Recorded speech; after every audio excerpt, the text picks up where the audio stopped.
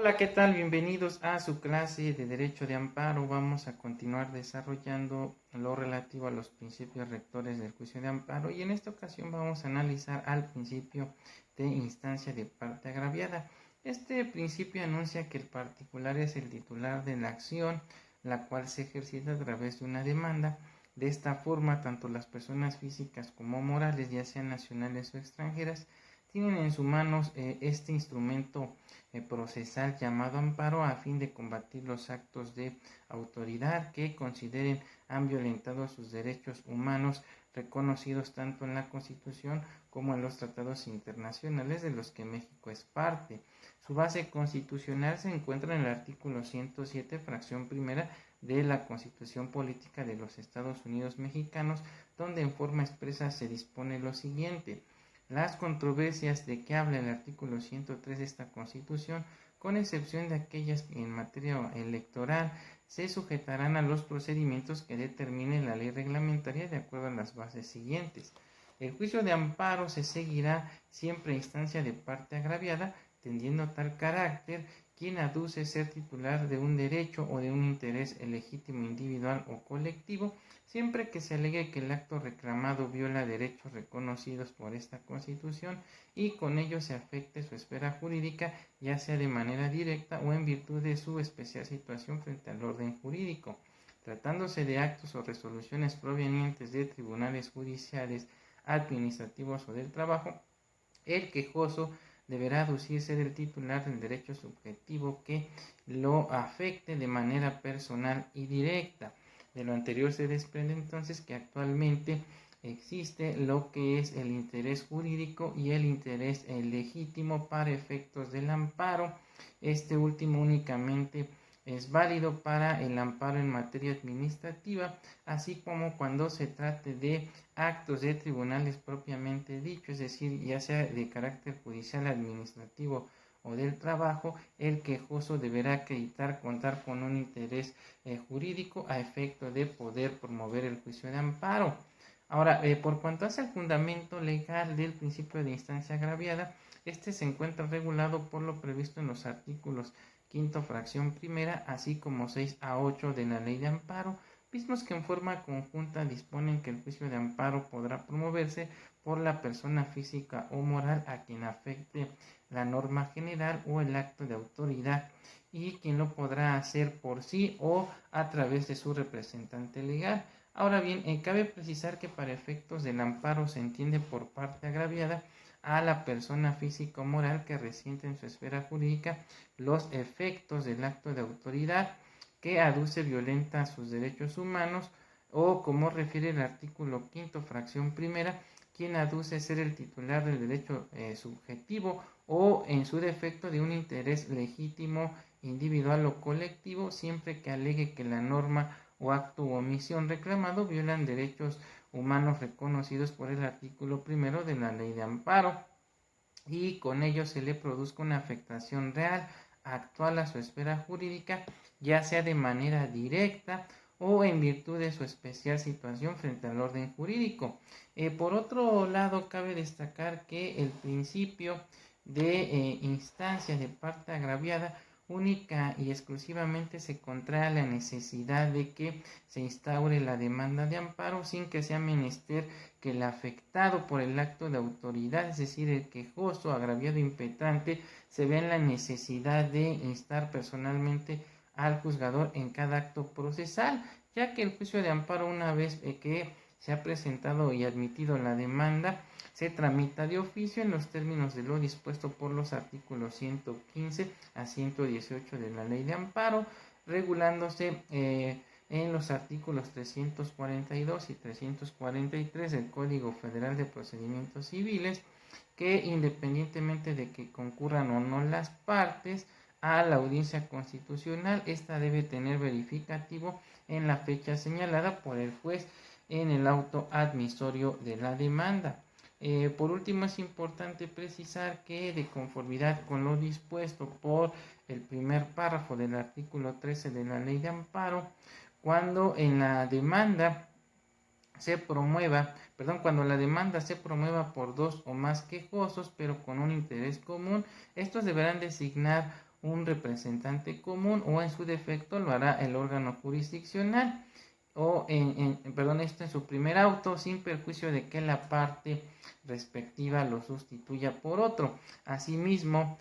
cuando el acto de autoridad lesione a dos o más personas, todas ellas deben acudir ante el juez de amparo para ejercer la acción de inconstitucionalidad o de inconvencionalidad para que la sentencia en su caso declare nulo el acto de autoridad, produzca sus consecuencias en todos y cada uno de los agraviados, ya que de conformidad con el principio de relatividad de la sentencia, la ejecutoria solo beneficiará a la parte que acudió a promover el juicio de amparo. En conclusión, el principio de instancia agraviada implica que para que el juez de amparo pueda conocer de la demanda, necesariamente se requiere del ejercicio de la acción de amparo, es decir, ese derecho público subjetivo a través del cual se pone en movimiento al órgano jurisdiccional en materia de amparo.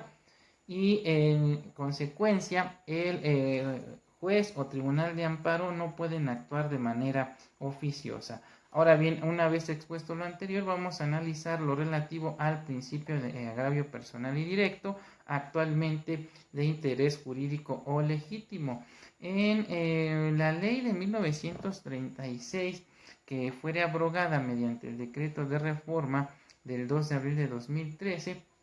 para que prosperara el juicio de amparo era menester que el quejoso acreditara primeramente que el acto reclamado existía, así como que lo lesionaba en su esfera jurídica, pero además esa lesión debía tener relación directa e inmediata con motivo del surgimiento del propio acto, lo que implicaba que necesariamente se acreditara la existencia de un agravio personal y directo, es decir, el quejoso tenía que acreditar forzosamente que contaba con un interés jurídico, es decir, un derecho público subjetivo tutelado por la ley para poder promover el juicio de amparo. Bajo esta tesitura,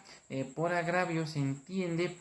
para efectos del principio en análisis, la afectación que se produce en la esfera jurídica del gobernado proveniente de la emisión y o ejecución de un acto de autoridad pública o actualmente vamos a hablar de actos provenientes de un particular que ejercen actos equivalentes a los de una autoridad sustentados en una norma de carácter general, o bien por la abstención de una autoridad pública o un particular que ejercen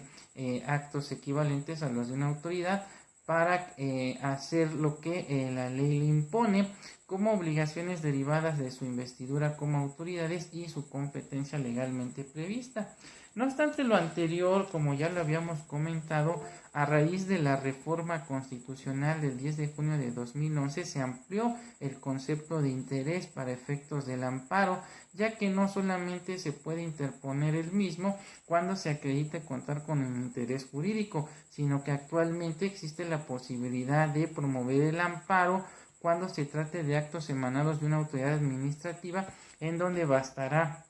alegar que se cuenta con un interés legítimo, es decir, la existencia de una situación particular en la que se encuentra el gobernado frente al orden jurídico, con lo cual se le afecten sus derechos o garantías. En concordancia con lo anterior, para la ley de amparo abrogada, el agravio personal y directo implicaba necesariamente la afectación real y actual en la esfera jurídica del gobernado y causada por el acto o omisión de una autoridad, por lo que este principio va directamente ligado al interés jurídico, el cual consiste, como ya lo comentamos, en una situación, en un bien que es protegido por el orden jurídico, es decir, la ley, y lo cual se demuestra a través del ofrecimiento de diversos medios probatorios que den lugar a precisar que la persona que demanda efectivamente es el titular de esos derechos. Sin embargo, cuando hablamos del interés legítimo, la afectación que una persona resiente en sus derechos o en su patrimonio con motivo de un acto de autoridad puede ser aunque éste no se haya emitido en su contra o no haya un agravio directo, es decir, no se requiere de la inmediatez entre la emisión del acto y el seguimiento de sus consecuencias en la esfera jurídica del gobernado. Sin embargo, sí puede promoverse el amparo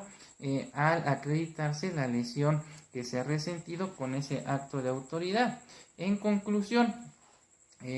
actualmente en la ley de amparo, a diferencia de la ley de amparo de 1936, el agravio personal y directo que sufre en su esfera jurídica una persona física o moral y que vulnera sus derechos fundamentales es indispensable para la procedencia del amparo cuando se trate de actos emanados de tribunales judiciales, administrativos o del trabajo, mas no para aquellos actos emanados de la administración pública, donde bastará acreditar la lesión a los derechos constitucionales de los que el quejoso se adolece con el acto de autoridad y que con ello se le cause una afectación real a su esfera jurídica, ya que de no acreditarse su existencia, es decir, el interés jurídico al interés legítimo, en cualquiera de los dos casos surgirá una causal de improcedencia y por ende el sobreseimiento del amparo de conformidad con lo dispuesto por el artículo 61 fracción 12 así como 63 fracción quinta de la ley de amparo, pues dichos preceptos de manera genérica establecen que el amparo será improcedente cuando no se acredite el interés jurídico o legítimo del quejoso, así como que el sobreseimiento procede cuando durante el juicio se advierta o sobrevenga alguna de las causales de improcedencia que establece el artículo 61 de la ley de amparo. Bien, con esto estaríamos concluyendo entonces el presente video y estaremos analizando lo relativo a los demás principios rectores del juicio de amparo en subsecuentes videos. Hasta pronto.